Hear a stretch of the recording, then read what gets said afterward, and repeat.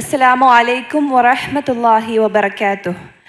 ഹിന്ദുക്കളും മുസ്ലിങ്ങളും നമ്മുടെ നാടിൻ്റെ രണ്ട് കണ്ണുകളാണ്. സ്വാതന്ത്ര്യം ലഭിക്കുന്നതിന് ആദ്യം വേണ്ടത് സമുദായങ്ങളുടെ ഐക്യമാണ്. പട്ടികൾക്കും പൂച്ചകളും പോലും ബ്രിട്ടീഷുകാരുടെ അടിമത്തത്തിൽ നിന്നും സ്വതന്ത്രമാകുന്ന ഒരു ഇന്ത്യയെ ഞാൻ സ്വപ്നം കാണുന്നു. ഇന്ത്യൻ സ്വാതന്ത്ര്യ സമര പോരാട്ടത്തിൻ്റെ പെൺപ്രതീകമെന്ന് നമുക്ക് വിശേഷിപ്പിക്കാൻ കഴിയുന്ന ഒരു വ്യക്തിയാണ് അബാദി ബാനോ ബീഗം. 1850 ഉത്തർപ്രദേശിലെ അമ്രോഹയിലാണ് ഇവർ ജനിക്കുന്നത്. ഇവർ പിന്നീട് നടത്തിയിട്ടുള്ള സാമൂഹ്യ സേവനങ്ങൾക്കും മറ്റു പ്രവർത്തനങ്ങൾക്കും ലഭിക്കുന്ന അംഗീകാരമാണ് ബി അമ്മ എന്ന നാമം.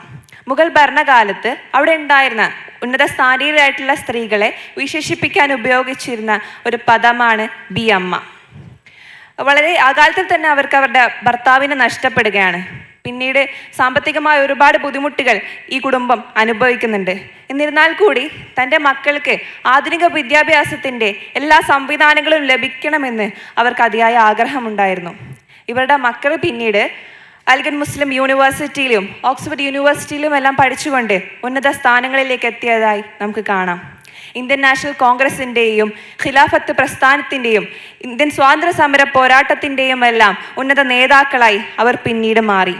ഒന്നുകിൽ എൻ്റെ രാജ്യത്തിന് സ്വാതന്ത്ര്യം, അല്ലെങ്കിൽ സ്വാതന്ത്ര്യം ലഭിച്ച ഈ മണ്ണിൽ ഒരു കബറിടമെന്ന് ബ്രിട്ടീഷ് പ്രധാനമന്ത്രിയുടെ മുഖത്ത് നോക്കി അട്ടഹസിച്ച മൗലാന മുഹമ്മദ് അലി ജൗഹറും മൗലാന ഷൗക്കത്ത് അലിയുമെല്ലാം ബി അമ്മയുടെ മക്കളാണ്. 1917 നടന്ന ഖിലാഫത്ത് സമ്മേളനത്തിൽ അവിടെ വെച്ച് അവർ പ്രസംഗിക്കുകയുണ്ടായി. അതിനുശേഷമാണ് പൊതുരംഗത്ത് ബി അമ്മയ്ക്ക് ഒരു പ്രാതിനിധ്യം ലഭിക്കുന്നത്. അഖിലേന്ത്യാ മുസ്ലിം ലീഗിൻ്റെയും ഇന്ത്യൻ നാഷണൽ കോൺഗ്രസിൻ്റെയും ഖിലാഫത്ത് പ്രസ്ഥാനത്തിൻ്റെ എല്ലാം പ്രസംഗവേദികളിൽ പിന്നീട് അവർ സജീവമായിരുന്നു. ഇത്തരത്തിലുള്ള പ്രവർത്തനങ്ങളിൽ ഇവർ ഏർപ്പെടുമ്പോഴെല്ലാം ഹിജാബും കൃത്യമായ ഇസ്ലാമിക വസ്ത്രധാരണയും എല്ലാം നികർഷിച്ചതായി നമുക്ക് കാണാൻ സാധിക്കും.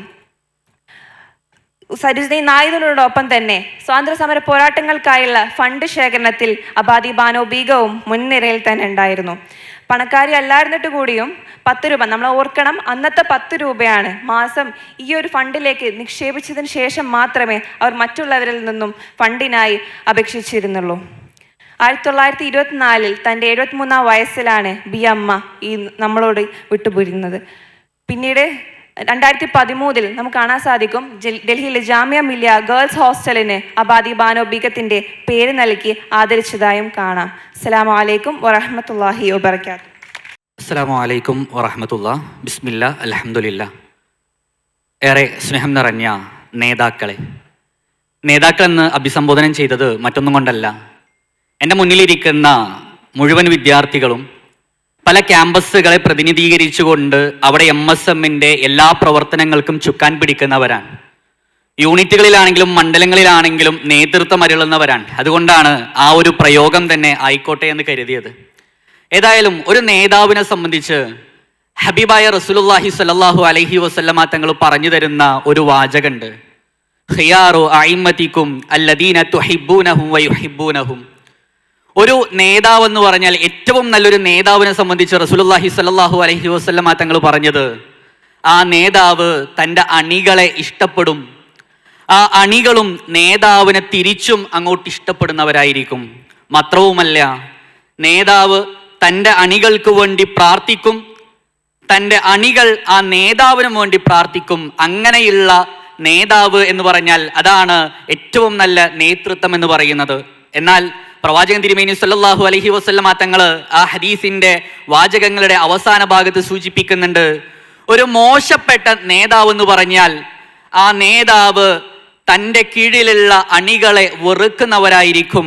എന്നാൽ അതേ അണികൾ ആ നേതാവിനെ വെറുക്കുകയും ചെയ്യും. മാത്രവുമല്ല, അതിൻ്റെ അവസാനത്തിൽ കൂട്ടിച്ചേർക്കുന്നുണ്ട്, നേതാവ് തൻ്റെ അണികളെ ശപിക്കുന്നത് പോലെ ആ അണികളും നേതൃത്വത്തെ ശപിക്കുന്ന അവസ്ഥ. അതാണ് ഏറ്റവും മോശപ്പെട്ട നേതൃത്വം എന്ന് പറയുന്നത്. അതുകൊണ്ട് നേതൃത്വ സ്ഥാനങ്ങളിൽ നിൽക്കുന്ന വിദ്യാർത്ഥികൾ എന്ന നിലക്ക് നമ്മൾ ഓരോരുത്തരും മനസ്സിലാക്കേണ്ടത്, നമ്മുടെ കീഴിലുള്ള നമ്മളെ സഹപ്രവർത്തകരായിട്ടുള്ള മുഴുവൻ അണികളെയും ആത്മാർത്ഥമായി സ്നേഹിക്കാനും അവർക്ക് വേണ്ടി ആത്മാർത്ഥമായി പ്രാർത്ഥിക്കുവാനും കഴിയുന്നവരാവണം നമ്മൾ ഓരോരുത്തരും. അങ്ങനെയുള്ള യഥാർത്ഥ നേതാക്കളായി മാറുക അല്ലാഹു സുബ്ഹാനഹു വ തആല അനുഗ്രഹിക്കട്ടെ. അസ്സലാമു അലൈക്കും വറഹ്മത്തുള്ളാഹി.